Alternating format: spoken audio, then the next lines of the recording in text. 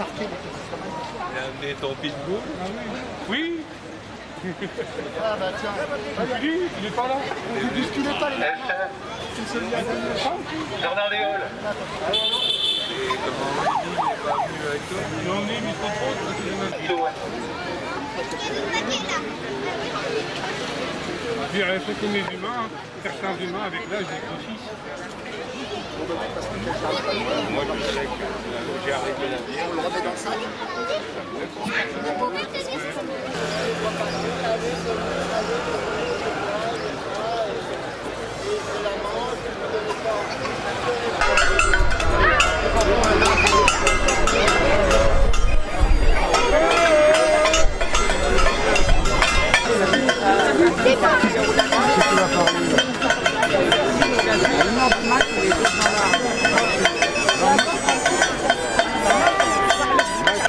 Mais maintenant, ils sont installés ici le plus officiellement du monde. Donc ils ont été parqués, puis on considère que ce n'est pas une solution. Ce n'est pas une solution acceptable. Ils se sont d'une part déplacés ici, et puis et d'autre part, ils sont beaucoup plus nombreux maintenant. Parce que finalement, ils se sont vraiment installés ici, ou ils ont été installés. Ça a été voulu, je pense. Voilà. Ce sont des gens qui sont désespérés pour avoir leur dose. Donc parfois, il y a une fois un qui s'est mis à genoux pour demander 5 euros. Voilà. Donc c'est vraiment des pauvres gens. Et il faut les soigner, mais pas dans un parc à côté des enfants. Ça, c'est pas acceptable. Moi, personnellement, je pense que c'est une fausse solution. C'est vraiment mettre la poussière sous les tapis. C'est pas une solution, ça. Il faut qu'ils soient soignés. Il y a des structures pour soigner des gens qui sont malades.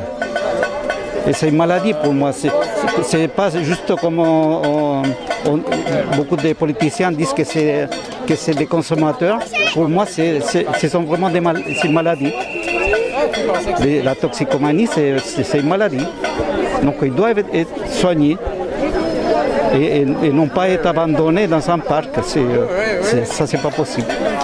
En 96, quand je suis venue, je sais qu'il y avait des problèmes à Stalingrad, mais ça s'est résolu, le quartier s'était bien amélioré.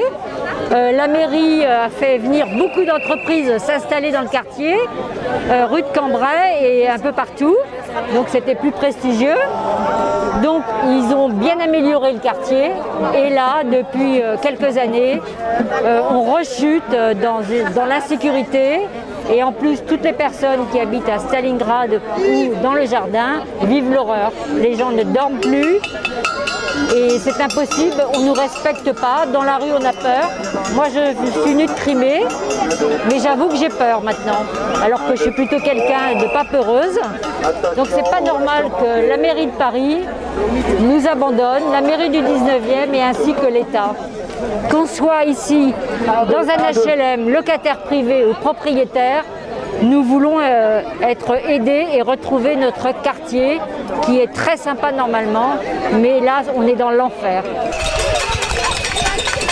Il faut leur déboucher les oreilles. Depuis 2 semaines, nous leur avons demandé de mettre un terme à la réquisition illégale et brutale d'une partie du parc Éole pour regrouper les consommateurs de crack. Est-ce qu'ils nous ont répondu? Non! Les nuisances que nous subissons depuis des années ont-elles cessé ou diminué depuis la mise en place de ce dispositif? Au contraire, depuis la mise en place de ce dispositif, les nuisances et agressions ont augmenté. Nous avons demandé au pouvoir public de prendre en charge dignement ces toxicomanes, de les accompagner globalement sur le plan médico-social, au lieu de les déplacer sans arrêt pour ensuite les parquer, ce qui est globalement sur le... excusez-moi.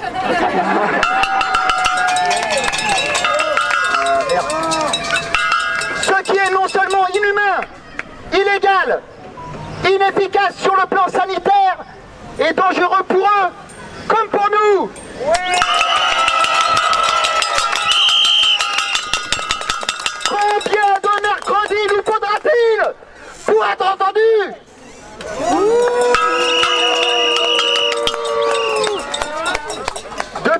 en place du dispositif lundi 17 mai.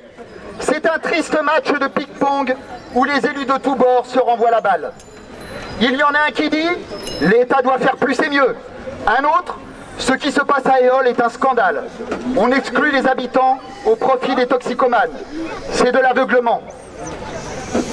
La maire de Paris. La merde, oui.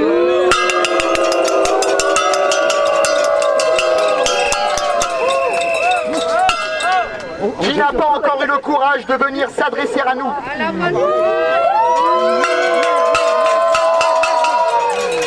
Dit qu'elle ne peut pas se satisfaire de cette politique à court terme qui consiste à transférer le problème d'un quartier à un autre.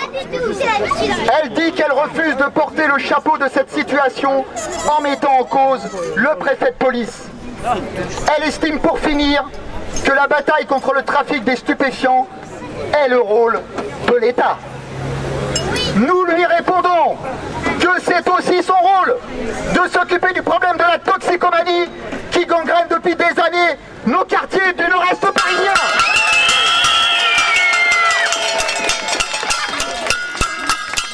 Et nous lui rappelons que c'est elle qui a mis en place la mutualisation du gardiennage de nos espaces verts en faisant appel à des sociétés privées. Résultat, les toxicomanes se sont installés dans nos parcs.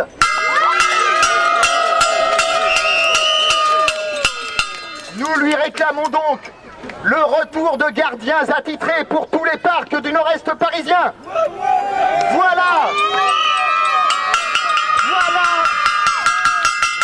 une mesure concrète à mettre en place rapidement. Ce matin, enfin, la maire de Paris a déclaré sur BFM TV qu'elle avait demandé que la ville puisse s'engager aux côtés de l'État avec les ministères de la Justice, de l'Intérieur, de la Santé, en allant très vite parce que la situation n'est plus tenable. Nous lui répondons, maintenant, nous attendons des actes.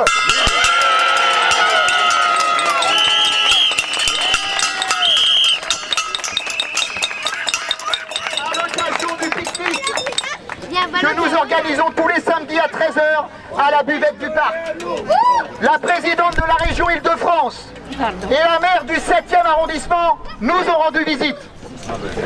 Elles ont pu, grâce à vos nombreux témoignages, se rendre compte de la situation critique dans laquelle nous nous trouvons.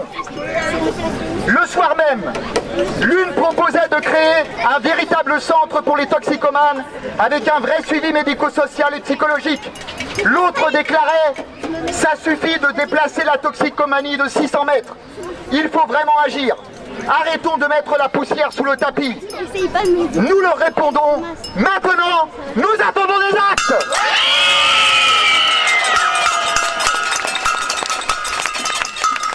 La présidente de la région Île-de-France a proposé, je la cite, que la région, l'État et la ville de Paris se mettent autour d'une table et que nous financions un centre de traitement des consommateurs de crack.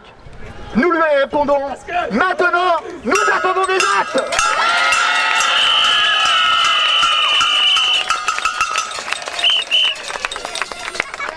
Et nous disons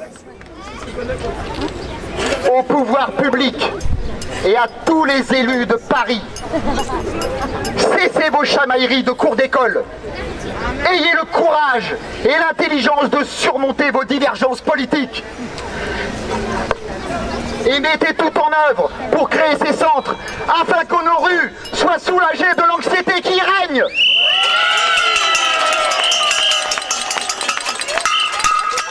Afin que, comme dans n'importe quel autre quartier de Paris, nous pouvions vivre en paix.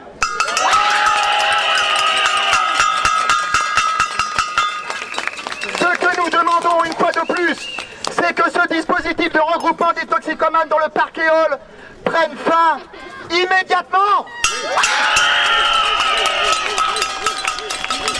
Et que, comme dans tous les autres parcs parisiens, la vente et la consommation de drogue y soient sanctionnées quand elles sont constatées, puisque c'est interdit.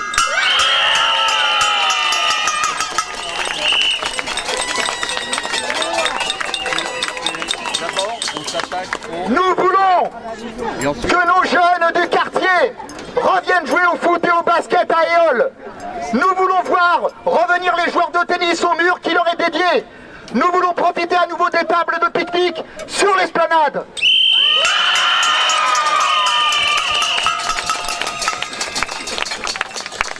Ce que nous voulons, c'est que plus jamais une maman avec son enfant dans sa poussette soit obligée, un après-midi de semaine, de fuir la buvette et les jeux pour enfants parce qu'il y a trop de consommateurs de crack présents et qu'elle ne sait plus quoi faire.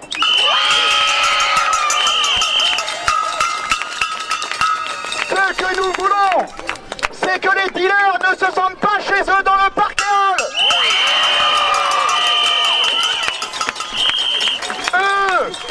Eux qui maintenant n'hésitent plus à nous menacer quand nous nous aventurons trop dans la partie nord.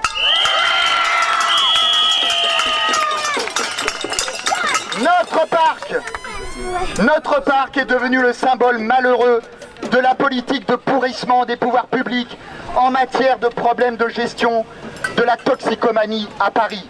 Et ça, nous le refusons!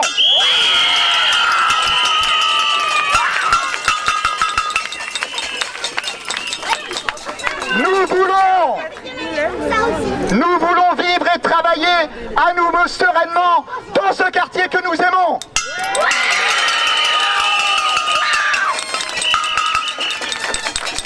Nous voulons que le parc-éole, mais aussi tous les autres parcs du nord-est parisien, redeviennent ce qu'ils étaient. Des aires de repos, de tranquillité, de convivialité et de jeux pour tous.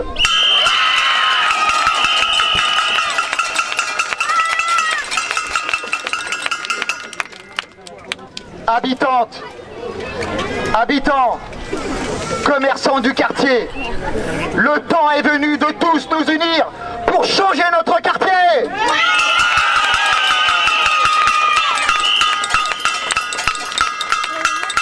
Habitantes, habitants, commerçants du quartier, en avant! En avant pour notre marche pacifique!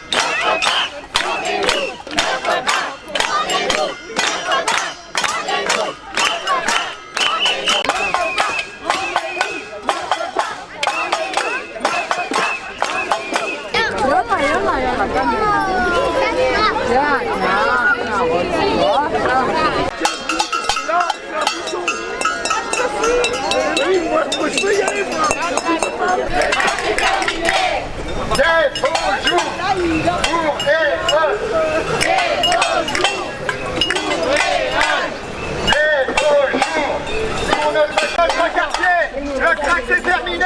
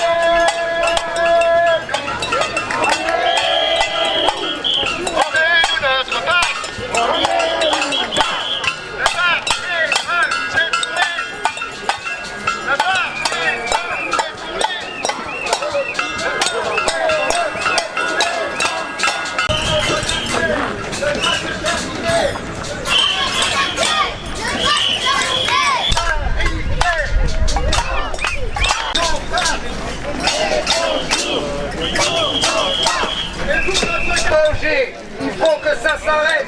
Nous sommes en danger. Il faut que ça s'arrête. Oui au parc-éole. Non. Nous sommes en danger. Il faut que ça s'arrête. Nous sommes en danger. Il faut que ça s'arrête. Nous sommes en danger. Il faut que ça s'arrête. Nous sommes en danger. Il faut que ça s'arrête.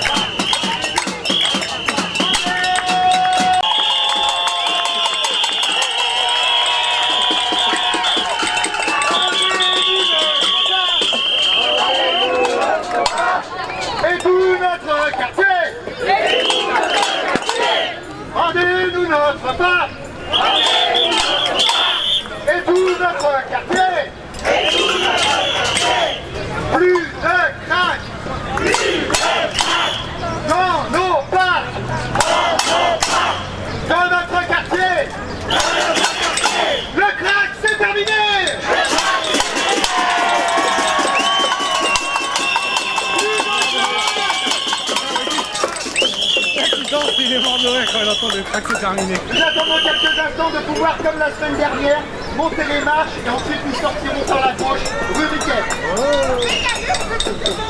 J'en profite.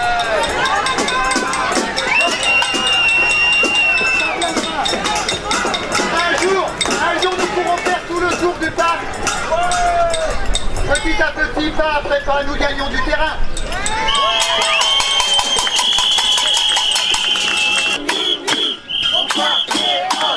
Non, non, non! Le track c'est terminé! On est nous!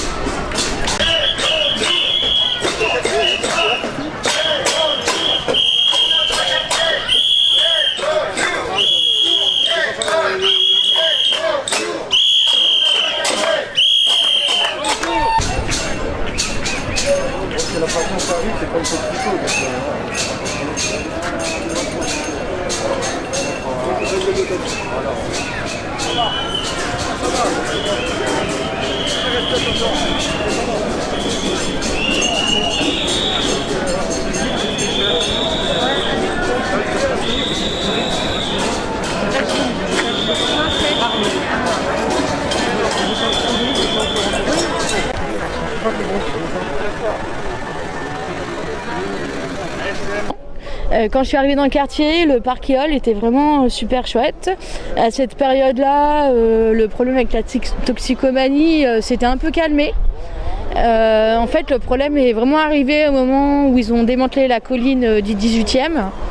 Là, ça a été vraiment ça a été difficile. Avec le confinement, ça en a rajouté une couche. Parce que forcément, les toxicomanes étaient seuls dans la rue et plus personne pour faire de la mendicité, etc. Donc là, c'était assez impressionnant. Et puis là, il y a eu cette augmentation du fait que la préfecture et la mairie de Paris ont décidé d'enlever les toxicomanes vers Stalingrad et sur les quais, étant donné qu'il y a Paris-Plage qui va arriver. Il y a également tous les commerçants qui auraient ouvert. Donc je pense qu'ils ont voulu faire un peu de nettoyage, entre guillemets, on va dire. Et la solution a été de les rapatrier ici.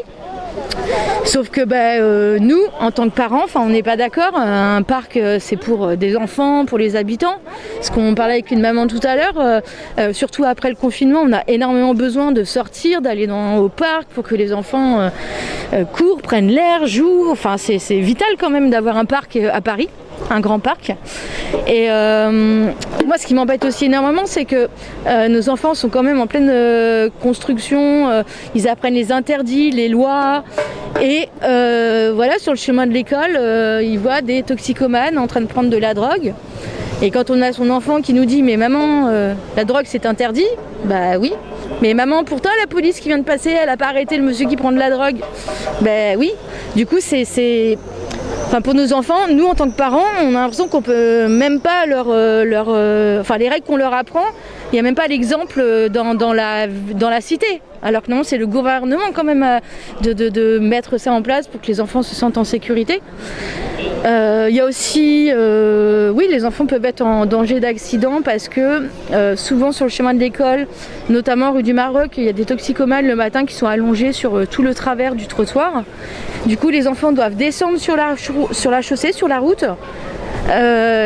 Et du coup, c'est hyper dangereux s'il y a une voiture qui arrive dans un autre sens ou enfin, il y a des risques pour les enfants de se faire renverser. Il y a ça, il y a aussi également qu'ils squattent les halls d'immeubles, les locales vélos. Du coup, laisser son enfant, comme on pouvait faire avant quand ils ont 10 ou 11 ans, d'aller à la boulangerie ou de partir à l'école tout seul. Nous les parents, on n'est pas tranquilles. Enfin, il y a quand même une inquiétude qui est là. Dans mon entourage, moi, il y a beaucoup de parents qui laissaient leurs enfants aller à l'école à partir du CM2, CM1, 6e, quand c'est sur le même trottoir. Et il y a plein de parents qui sont obligés d'accompagner leurs enfants maintenant et changer leur mode d'organisation pour aller au travail, etc., pour accompagner leurs enfants à l'école, parce qu'ils ne sont pas tranquilles. Donc voilà, il y a ça. Et puis également, moi par exemple, ça m'est arrivé il y a une semaine, j'étais à l'arrêt avec mon vélo. J'étais, je pense, dans la trajectoire d'un toxicomane, j'imagine. Il est arrivé vers moi, il m'a poussé, je suis tombée avec mon vélo. Et c'était purement gratuit. Enfin, je pense qu'il n'a même pas réalisé en fait, parce qu'il ne s'est même pas arrêté. Je pense qu'il était, il marchait tout droit, et je pense que j'étais sur sa trajectoire et il m'a poussé. Donc voilà, moi je suis une adulte, mais mon enfant n'était pas avec moi ce jour-là. Et puis bon, j'ai un plus grand, mais j'imagine, je sais pas, une maman qui a un plus petit qui tombe sur son enfant, quand son enfant voit que son parent se fait agresser, c'est hyper insécurisant. Enfin, c'est... Et puis au-delà de ça, il y a aussi quand même comment dire, l'image qui renvoie. Enfin, ils sont complètement dans des états souvent dégradés, ils marchent pieds nus, le pantalon des fois où on voit les parties intimes, en hurlant en pleine rue. Donc c'est, même si les enfants peut-être ne se font pas agresser physiquement, c'est une violence physique, morale. Et après, nous, alors en tant que collectif d'habitants, si on se manifeste, c'est parce que oui, on a vraiment envie que le parc soit pour les habitants et les enfants. Et ce qu'on voudrait aussi, c'est que l'État, le gouvernement, fasse quelque chose pour les toxicomanes et pas qu'une salle de shoot, enfin qu'ils mettent en place une structure pour s'occuper d'eux, parce que là ils sont un peu laissés à l'abandon aussi quand même par le gouvernement. Oui, créer des structures pour s'occuper d'eux, mais c'est aussi se régler le problème des dealers, et on sait bien que le crack, ça se fait à partir de cocaïne, et du coup c'est très facile à faire. Alors le problème c'est que s'ils attrapent un dealer, quand on dit ils font des cuisines, c'est là où ils préparent le crack. Le problème c'est que s'ils en arrêtent un, c'est très facile de reconstruire une cuisine dans un autre endroit. En fait, moi j'imagine, après je m'y connais pas, hein, mais j'imagine que le problème c'est surtout au niveau des dealers de cocaïne, au niveau au-dessus en fait, au niveau du trafic. Et c'est vrai que depuis le début du problème de crack, on n'entend jamais parler de stupes. Mais oui, ça c'est aussi à toute cette catégorie professionnelle de s'en occuper. Par exemple, il y a plein d'habitants souvent qui nous envoient des vidéos sur les deals qui se passent sous les fenêtres. Et on a beau prévenir, on ne sait pas ce qui se passe. C'est comme si c'était une zone de non-droit, quoi. C'est voilà, dans le quartier Tanger, Maroc, Stalingrad, oui, il y a du deal, tout le monde le sait, mais on ne sait pas pourquoi ils ne font rien. Alors est-ce qu'ils attendent pour essayer d'attraper le plus grand? J'en sais rien, mais en attendant, nous, les habitants, les citoyens, on trinque.